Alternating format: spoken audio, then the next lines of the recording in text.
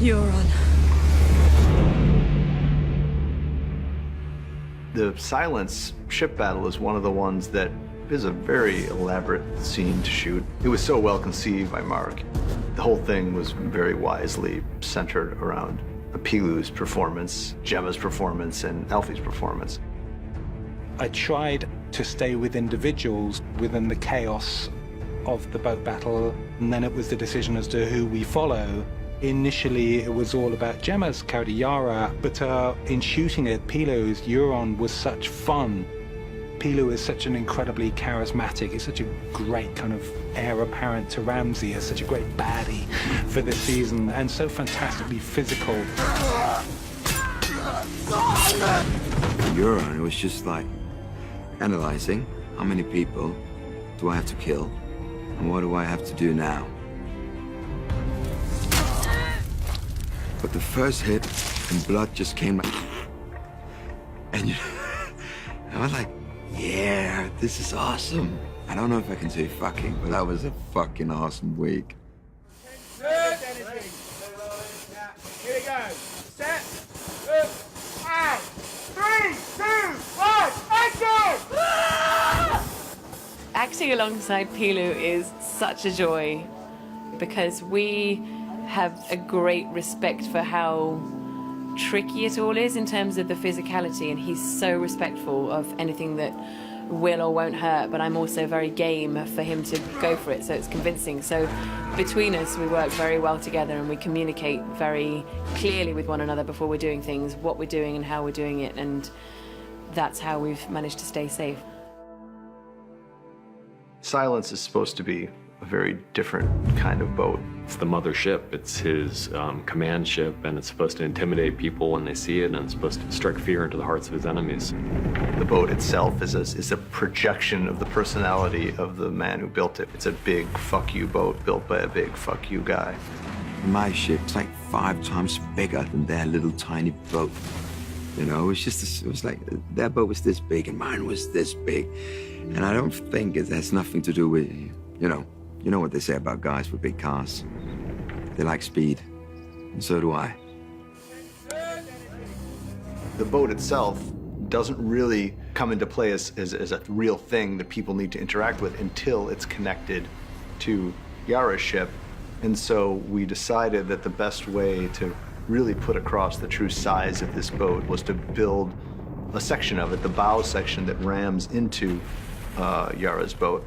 We designed a big naval ram that was on the front of that boat that would then crash into Yara's.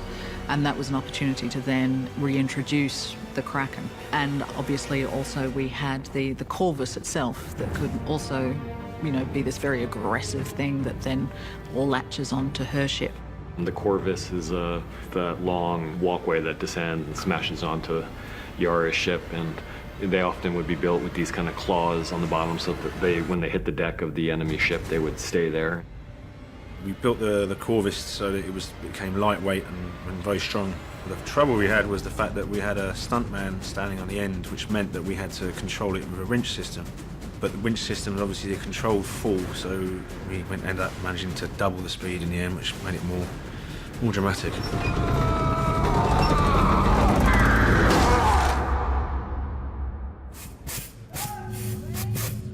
Fire is one of the hardest things for VFX to replicate, and so they'd always rather have real fire on set. Even now, with all the advances in visual effects technology, real fire just looks better.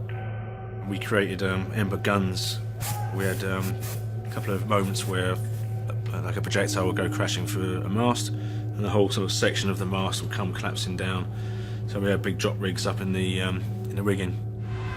During the battle, they fired burning projectiles at the Yara's crew. Our effect there is really flares fired down wires. Action. One of the major challenges in the boat sequence was how to, sell the idea that this was happening at sea, that they were floating on water, and yet we're in a car park in Northern Ireland. The visual effects process and bringing a scene to life that doesn't really exist in a real practical world takes a lot of creativity and imagination. The most challenging aspect of the sea battle is the number of shots. It's a very quick cut scene, and it's about the pacing, and it's fast. I mean, it's like a machine gun. We had green screens 60 feet high, all the way around the ship.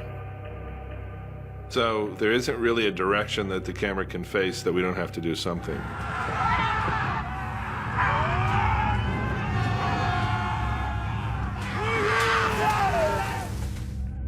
The boat at Banbridge is quite restrictive. You know, we had 40 stunt guys on there, 6 cast members and the crew.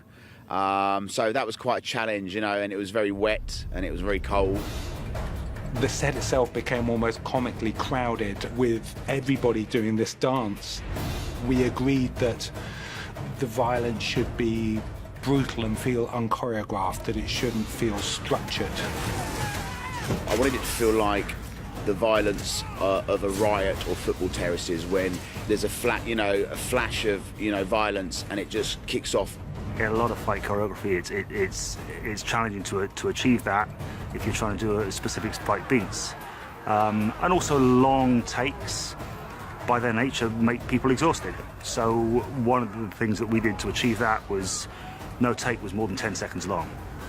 So all we were asking the cast and the stunts to do was to go nuts for 10 seconds. 3, 2, 1. Hugely challenging for everybody. Difficulties of filming on a wooden boat in the rain because it gets so slippy. Chicken wire was stapled to the floor to stop us from slipping over, and, like, you know, there's so much going on out of shot. Is everyone okay? It was just insane because there's so many people. You know, like, I mean, it's very different when you're practicing like one-on-one with a stunt double or with like another actor the day before in a stunt tent, to when you like get there on the day and they're like, oh, by the way, we didn't mention like you can't stand here because this is on fire, and like we're gonna flood the boat, and like don't slip over, and you're on a deck. You're like, oh, okay. So it's like a lot of things to consider. The key moment, I suppose, for me at least, in the sequence is Yara coming up onto the poop deck area, and really that moment of looking out over the stern of her ship and seeing the enormity of the attack, and knowing that all is lost, really, and that the only thing to do is to, you know, fight to the last, like a good Iron Islander. When Yara gets taken by Euron on the boat and it has the axe to her throat, initially she feels like Theon's back, it's okay, he'll do something, he'll do the right thing, and then the change that happens in his eyes, she realizes that he's not going to stay. I think she's heartbroken at that point. And it really all comes down to close-ups on 3 people and where they're at the end of this experience.